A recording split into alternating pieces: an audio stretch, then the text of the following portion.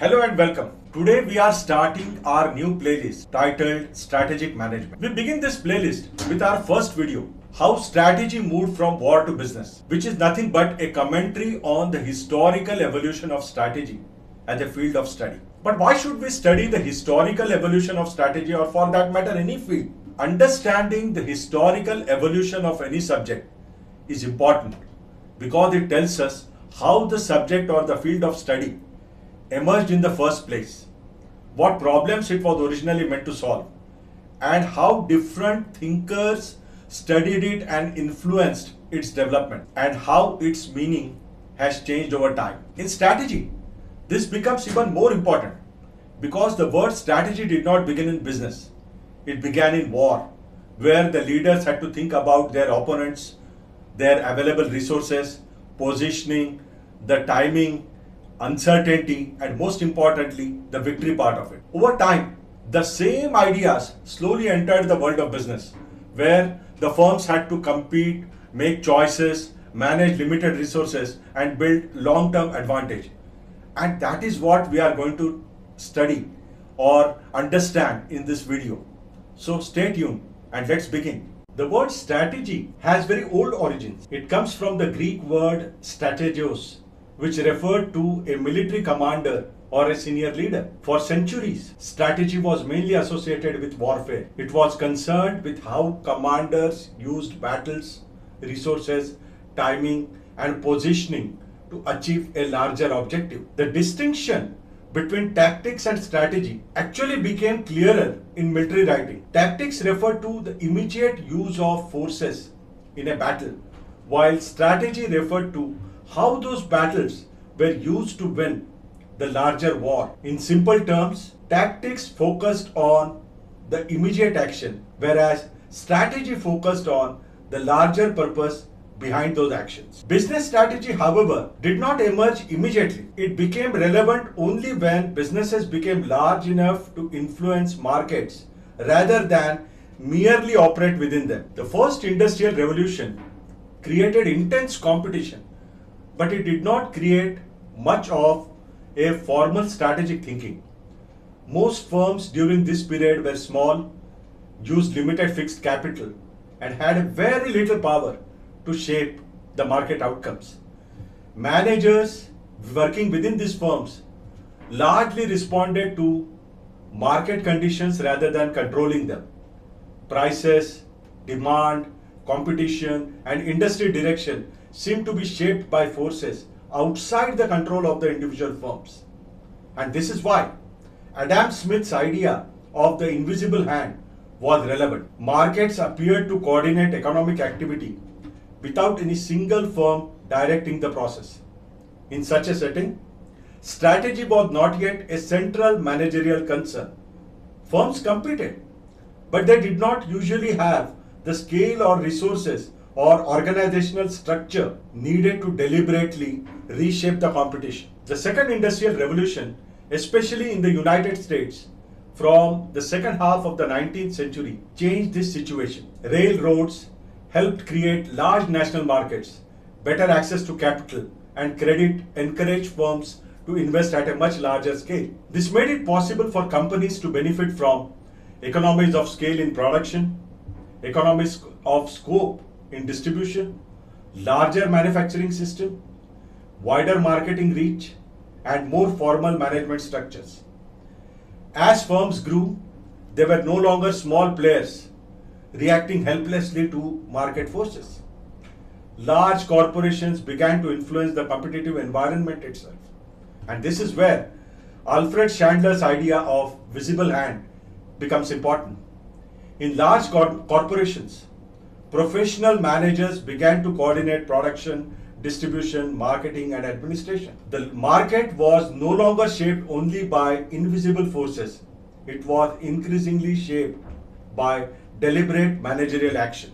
By the late 19th century, a new kind of business organization had emerged, the large, vertically integrated company. These firms invested heavily in manufacturing, marketing, distribution, and managerial hierarchies. Vertical integration allowed the firms to control multiple stages of their value chains.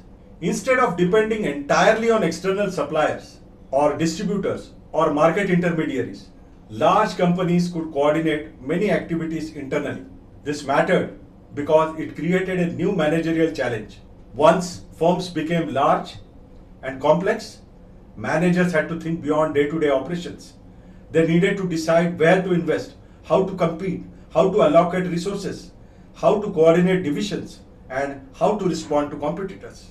This was the point at which strategic thinking became a practical business necessity.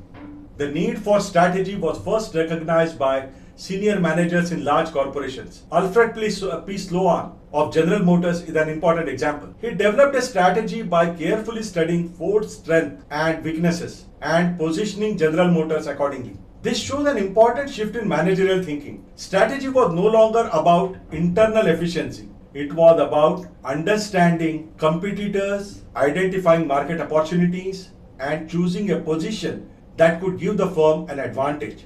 Chester Barnard also contributed to early strategic thinking by arguing that managers should pay attention to strategic factors. These were factors that could be influenced through personal or organizational action. Now, this was a major idea because it suggested that managers were not passive observers. They could identify important variables and act upon them.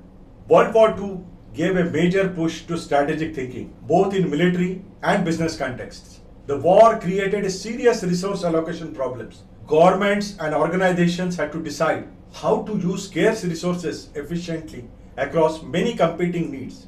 This led to the development of important analytical tools such as the operations research, linear programming, quantitative planning methods, game theory, and learning curve analysis. These tools were to later influence the formal business planning.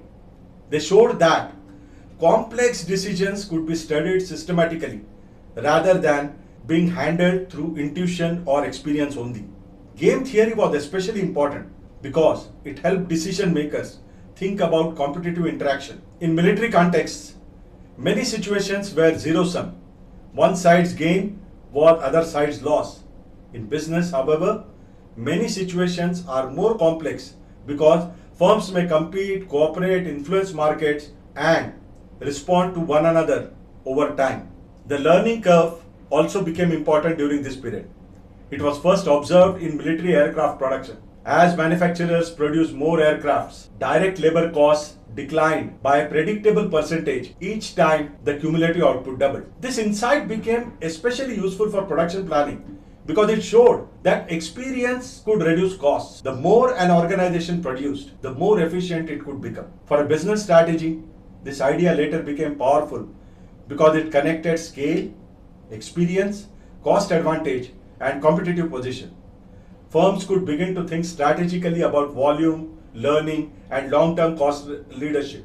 Peter Drucker gave an important managerial interpretation to this historical shift.